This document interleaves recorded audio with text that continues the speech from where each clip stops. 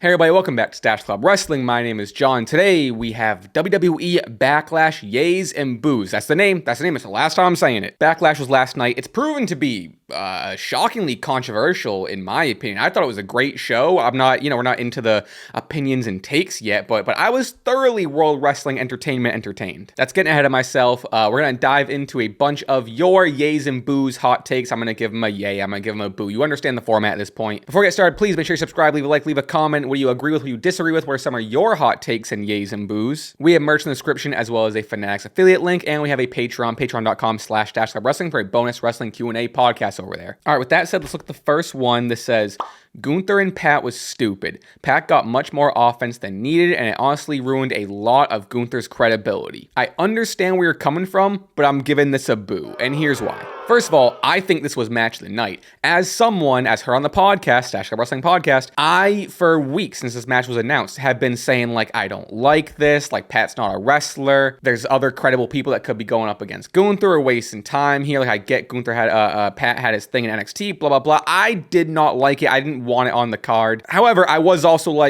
I'm gonna go into it with an open mind and be entertained. This match stole the show. It was the best match of the night. Now, sure, I do understand where you're coming from, where at the end of the day, it is Gunther versus Pat on paper. Pat did get in a lot of offense. I think we were on stream and Pat was laying in some punches that were being treated as equivalent to Gunther's chops and punches and strikes, and that was a little much. But Gunther did end up taking the win, and I don't think this was gonna be a squash match like everyone was thinking. Also, because it was a super short. Imagine if this was a squash match and it was a shorter, it'd be like a 2-hour show at this point. I do think this is Pat's swan song. I don't think Pat is getting in the ring again. So I think if anything, it's at least a cool final showing of hey, this guy could actually go in the ring and still, even after years of, his crazy NXT run or whatever, crazy run, you know what I mean? Now, I think if Gunther lost, even be it shenanigans or Michael Cole cheating or something, if Gunther lost in any way, I think that's the most credibility lost. However, we are kind of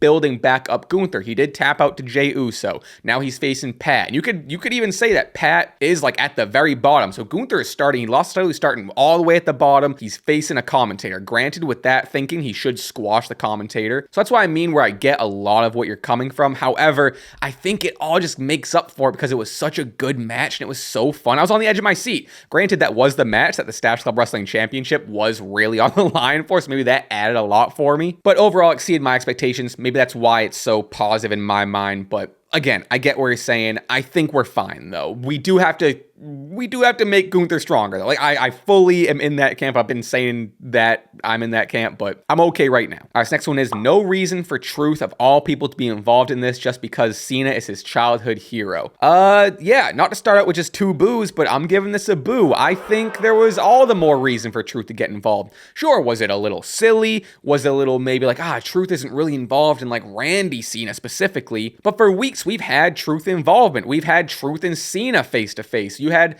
Truth talking to Jimmy saying no, you don't understand him and blah, blah, blah. Our Truth embodies this delusional fan who's still a fan after all this and doesn't get the heel turn and is still trying to justify no, the heel turn's fine. He's still my John Cena and blah, blah, blah. And at this point, it's been years where our Truth has been doing this John Cena fan thing. So I think it was it was nice to see this culmination and some sort of payoff and storytelling with that and them not ignoring it because it is, like I said, it is maybe a metaphor if you want to get deeper with it. I don't know. And also, he didn't do much. Sure, you could say he did cause the ultimate distraction that did lead to a low blow, blah, blah, blah. But ultimately, our Truth came in, got RKO'd, and he was out. There was no direct, he caused the pinfall. You know what I mean? So I think they did it, honestly, as perfect as they could. And then later on in the press conference, I really liked that Truth came out, still delusional. He got RKO'd. He tried to help his buddy, whatever. Cena, almost said FU. AA's him. We'll call it the FU. Whatever. The FUAA. Through the press conference table, which I thought was really, really good, especially Cena, setting up I'm going to answer questions and whatever. Again, I'm taking it as just a massive metaphor. And I think, honestly, give it to me on a Raw or SmackDown. We need Cena destroying our Truth. So I like this, but yeah, I don't even know where you're coming from. I like this. Next. Cena versus Orton was the perfect ending to their limitlessology. Is that a word? I never heard that word before. Sports entertainment done perfectly with the Thanos ending. Give both men their damn flowers. I agree. even though I don't really know what limitlessology means. I was saying this on stream. I think there were so many odes to their rivalry. They each were doing and teasing their moves and mannerisms, like Cena even doing like the Viper strike and stuff. Orton hitting a couple AAs. Them doing the reversal they've done, which I forgot they done it before, crucifying me, with the AA into the RKO, maybe the smoothest one they've ever done. So sure, was it a 5-star classic? No, not necessarily, but this was a perfect close in the chapter, culmination of their feud, with, references and callbacks and even just, leaning on the face and heel turning the table sort of thing. I love this. It's my second or third favorite match of the night. It's one below Pat, and then it's fighting Becky Lyra. But fully agree. This is a yay. Oh yeah, this is a yay. I agree. First yay of the day. Happy Mother's Day, by the way. Not to you specifically. I don't know if you're a mother, but, in general. All right, next one. Speaking of Lyra, Lyra is a future world champion. She proved it yet again tonight. This is a yay. I fully agree. Lyra was impressive, maybe the workhorse of the night. And also credit to Becky. This is the best match that Becky's had in a long time. I know she was out for a while, but you get what I mean. And I would say, even like with the IC title win match or whatever, probably Lyra's best match in recent memory / just on the main roster in general. These two both look great. This is kind of what I was expecting, where like I haven't loved the story and the promos, but the whole time I was like, this is gonna be one of those matches where, like, the lead up is fine, like I get it, but it's fine, but the match is gonna deliver, and the match being a banger is gonna make up for everything. And it wasn't even like bad. I'm not saying it's making up for it like in general, but it was so good that Lyra proved that she is a top star and a top wrestler in the company, and Becky proved, hey, I'm still Becky Lynch, so this is a yay. All right, next one says, this main event was better than Cody versus Cena, even if you exclude both finishes. I like that. People are dogging on the finish. I like the finish to Cena Orton. I really did. But in general, I've been seeing a lot of this discourse that it was better than the WrestleMania 41 main event. Pure wrestling-wise, pure chemistry. I mean, also, you are looking at Randy versus Cena, two people that have a multitude of matches together, have years of time and chemistry built up, versus, Cody Cena, which, they don't have that history and that maybe chemistry built up as much. I probably agree. I'd have to go back and watch Cody Cena, but the Travis Scott involvement does take it away, which I think the R-Truth involvement added a lot to this match. And I liked the silliness, and like I liked the ref bumps, and like we'll get to the specifics of the match, I think, in another one. But I'll probably agree that this is better. So I'm gonna give this a yay. But I also think it's a little bit like, oh, well, yeah, it was Cena Orton. And I think a lot of the worry with Cena and Orton, me included, was like, oh, these two are kind of older. They're both out of their prime. Cena didn't look that quick and spry in his WrestleMania match. So there's a lot of nerves going into this, but I think the men delivered. So yeah, this is a yay. All right, this next one says, this title reign is going to age like dumpster milk in the summer.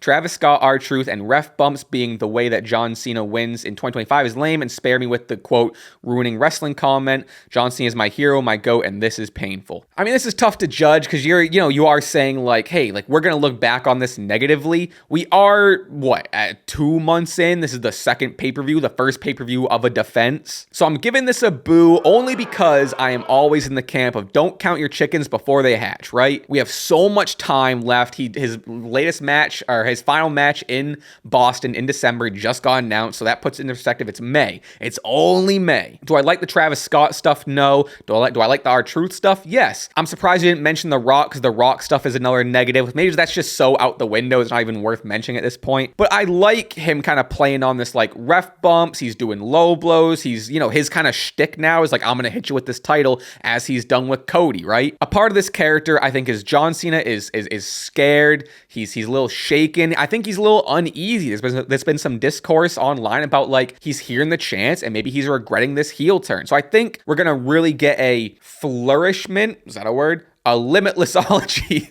I think this character is going to flourish, and we're going to kind of see the depths of, okay, why is he actually heel? Is he really committed? How much is this true? How much is him turning heel just trying to guarantee a 17? Does he regret it? Does he actually love the fans? What's true and what's not? Now, I do agree with you. I think I said this on stream as well, that I'm liking this right now. I think it plays into Cena's character perfectly right now. However, if this is how every single match ends and we get different iterations of ref bumps and low blows and people running in, then I'm more closer to agreeing with you of like, all right, this is not what we were hoping. I would love a clean win or like a beat down or like something. However, this is his second title or his first title defense, right? So I get what you're saying. I do appreciate the nervousness and the concern because you want the best for Cena. I think this tweet comes out of love. I fully see that, but I'm along for the ride. Personally, I'm having fun. I think we can kind of come back to this discussion closer to December, right? But that's where I'm at right now. All right, this next one says, that was John and Randy's best match together. I haven't rewatched all of them. I haven't rewatched all 100 of them.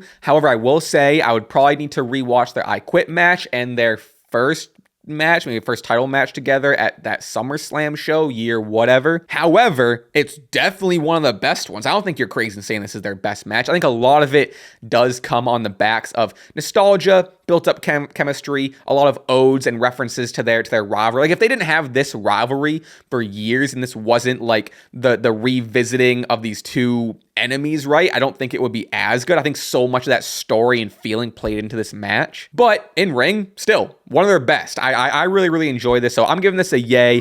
I don't think this is crazy. I'm not gonna mark my territory here, but I'm not disagreeing. This is a yay. All right, this one says Cena needs to win clean. He's going through exactly what Roman went through, in which we know he could win without cheating. Imagine how hard this promo would have been after beating Randy clean. So this kind of goes on to what we were saying about, with the other comment about Cena, winning clean and, the heel tactics, getting old and blah, blah, blah. Fully get it. If he just straight up just like made Randy tap in St. Louis, being like, I'm the guy, he's not the legend killer, I am. I buried your hometown hero, like great. However, I do also just think it was coincidental there in St. Louis. Like I do think, and this is me just speculating, I do think they bumped the Randy Cena feud or match like up in the line because they're like, oh, we have Backlash booked for St. Louis. Let's get Randy Cena out of the way. I don't know if this is their last time facing. I could see them face again, maybe closer to December. A lot of people were hoping he'd be his last opponent. So I don't know what's going on, but I guess that's not what this comment is about. So maybe in confusing fashion, I am going to give this one a yay, only because it kind of bounces off what we were talking about before, where it's like, hey, let's maybe get one in clean. We're looking at the future, but we're not staking our claim here. But there is the worry, and this tweet is also sent out of love for Cena. I can see it. But there is the worry that, hey, let's not turn into Roman and get like, oh, great, then the bloodline's going to come in, and, Solo's going to hit someone with the thumb, and Roman wins 1, 2, 3. There was a lot of near falls in the Cena-Randy, man. There was a few times where I was like, oh my God. But we did know that Cena was going to beat Randy. However, that was also the entire Cody run with the title, which I very much enjoyed. However, at the end of the day, you are a little zoomed out sometimes. You do see the business side of things where you're like, is Roman really going to lose? Like, they're really going to put it on this person as opposed to Roman. Oh, Cody just won it. Cody's the guy right now. We got to lead up to 40 to 41. At Backlash, like, there were no title changes, which I didn't even mind. I think it makes sense. We are, 4 or 5 weeks outside of WrestleMania, if that. New champions are established. It was great matches. And I think, 1, I don't think they're putting it on Randy. 2, John Cena just won it. So you have to kind of let a little bit of that go when watching something so close to Mania. And there's other examples, but like I said, it's a yay because I don't inherently disagree where it's like, yeah, if he won clean and made Randy tap and cut that promo, it would have been sick. But I do appreciate your worry that doesn't turn into Roman. But I am going to also say to the boo that I gave is like, let's not count our chickens before we hatch. I'm personally having fun. I really like Backlash. I'm having fun, but we do need to be careful. Not that we're walking on eggshells, but let's maybe not have every Cena finish the same, but right now it's working and I'm fine with it. All right, last one of the Mother's Day. This one says, Chad Gable interfering was so stupid. They're drawing out this Americano BS a lot longer than they should have. Maybe a hot take on my end. I'm giving this a yay. Man. If you like the El Grande, first of all, what do you mean, Chad? It was Chad Gable didn't interfere. It was El Grande. Whatever. All right, got out of the way for everyone making the joke in the comments. Okay. If you're a fan of what Chad Gable's doing and, the Americano stuff, then like, great, good for you, have your fun. I'm not going to yuck your yum, right? I'm personally over it. Him costing Rey Fenix pre-WrestleMania, then that leading to their match, and I forget if he even like cost him anything after, but like Rey Fenix lost. It wasn't very a satisfying conclusion. We haven't really revisited anyway. Now El Grande is attacking Penta. I get he's like the luchador hunter. Great, whatever. That's my I think I tweeted out that I had no complaints about Backlash. This is my one actual complaint. Surprisingly, this may be, again, surprising coming from me, Penta Dom is my least favorite match on the card. I think it was great. It's because all the other matches, I think, in ring were great. Dom Penta was really good. It was similar to their match on Raw, just extended a little bit, but it was cut short, and then you had interference, and they were cooking. If give me 8 more minutes of that, we got some real good Lucha Dom. He had a crazy Hurricane Rana. If they just let them go, I know this isn't what this is about, but if they just let them go, I think it would have been a better match. And it's really hurt by the El Grande stuff. What's El Grande have to do with Judgment Day? Is he in Judgment Day now? But you still have American Made and the Creed brothers. Like, what's going on? Chad Gable himself isn't doing anything. Like, it would make sense maybe like Chad Gable is having a little more matches without, and then like, it's like, where's El Grande? And then El Grande's wrestling next week. I don't know. I'm pretty over it. I don't think this shtick I don't think it has any more legs left, to be honest, but maybe I'm just being a hater at this point, but I don't care. I thought it was gonna end at Mania, and that's it. You get the Chad Gable reveal. I want Chad Gable wrestling again. If Chad Gable was the one to do that, like, what was it, like a reverse 450 or whatever that El Grande pulled out, why can't like Chad Gable be the one to, I don't know, man. It's pretty stupid to me, and maybe I'm just being defensive because Penta and Dom are my guys and two of my favorites, and like this like BS silly stuff getting involved is just like, come on, like, okay, like, great, cool. Where the R-Truth stuff, I think it worked and it played into it, and it didn't like cost the match. Oh, it's stupid. Okay, if you like it, you like it. That's great. But this is a yay. Obviously, I fully agree. Maybe I'm in the minority. I really don't know where El Grande kind of stands right now on the internet. So please leave your comments on where you are with everything, specifically that. I'd love to hear from you. Thank you for watching. Let me know how you like this format. I think I'm having fun. I think it's cool. Happy Mother's Day to all the mothers out there. I'm going to edit this real quick and head out to see my mom. But before we all get going, please make sure to subscribe, leave your likes, leave your comments, follow me on everything on my own YouTube channel, John Moonsault, where I do a bunch of solo videos and it's like silly, wacky, fun stuff. Stache Club Wrestling Podcast coming out on Tuesday. Please make sure to check that out for Jimmy and I's full review and kind of thoughts and whatever on not only Backlash, but the Raw following that's going to happen. Catch up with everything. All right, you get it. I'll talk to you later. Bye. Goodbye. Bye.